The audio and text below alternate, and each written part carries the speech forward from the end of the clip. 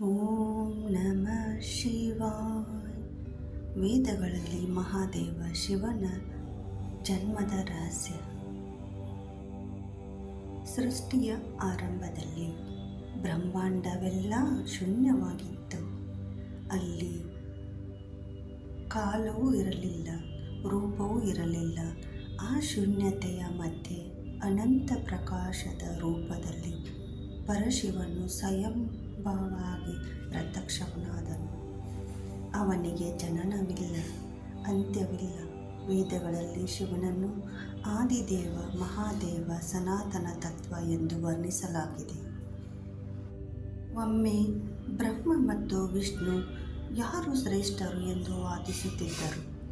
ಆ ಸಮಯದಲ್ಲಿ ಅನಂತ ಜ್ವಾಲ ಸ್ತಂಭದ ರೂಪದಲ್ಲಿ ಶಿವನು ಪ್ರತ್ಯಕ್ಷನಾದನು. ಆ ಜ್ಯೋತಿ ಆಕಾಶದಿಕ್ಕೂ ಭೂಮಿಯೂ ಅಂತ್ಯವಿಲ್ಲದಂತಿತ್ತು. ಬ್ರಹ್ಮನು ಆ ಜ್ಯೋತಿಯ ಮೇಲ್ಭಾಗ ಹುಡುಕಲು ಹಂಸದ ರೂಪದಲ್ಲಿ ಹಾರಿದನು. ವಿಷ್ಣು ಕೆಳಭಾಗ ಹುಡುಕಲು ವರಾಹ ರೂಪದಲ್ಲಿ ಭೂಮಿಗೆ ಇಳಿದನು. ಅನೇಕ ಯುಗಗಳವರೆಗೆ ಹುಡುಕಿದರೂ ಅವರಿಗೆ ಅಂತ್ಯ ಸಿಗಲಿಲ್ಲ. ಆಗ ಅವರಿಗೆ ತಿಳಿಯಿತು, ಈ ಅನಂತ ಜ್ಯೋತಿ ಮಹಾದೇವ ಶಿವನ ಪರಬ್ರಹ್ಮ ಸ್ವರೂಪ ಎಂದು.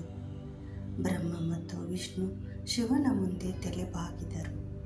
ಶಿವನು ಹೇಳಿದನು, ನಾನು ಆದಿ, ನಾನು ಅಂತ್ಯ, ನಾನು ಸೃಷ್ಟಿ, ನಾನು ಸ್ಥಿತಿ, ನಾನು ಲಯ, ಲಯದ ಮೂಲ.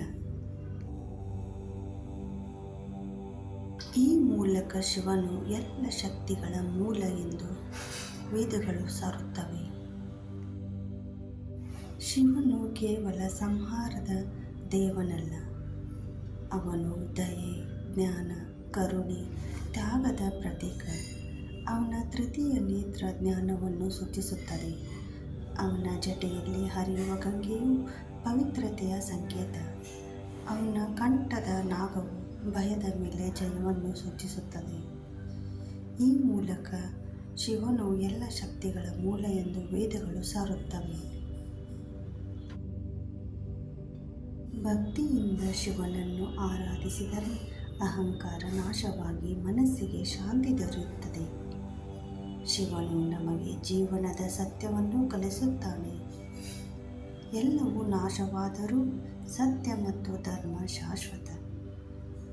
ಆದ್ದರಿಂದ ಮಹಾದೇವನ ಆರಾಧನೆ ಎಂದರೆ ದೈವ ಭಕ್ತಿ ಮಾತ್ರವಲ್ಲ, ಆತ್ಮಜ್ಞಾನಕ್ಕೆ ದಾರಿ.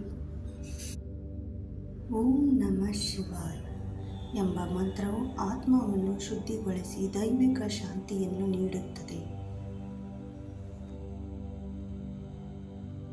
ಧನ್ಯವಾದಗಳು ಪ್ರಿಯ ವೀಕ್ಷಕರೇ. ಇಂತಹ ಮತ್ತಷ್ಟು ದೈವಿಕ ವಿಡಿಯೋಗಳಿಗಾಗಿ ಈ ನಮ್ಮ ಚಾನಲನ್ನು ಸಬ್ಸ್ಕ್ರೈಬ್ ಮಾಡಿ, ಫಾಲೋ ಮಾಡಿ. ಓಂ ನಮಃ ಶಿವಾಯ.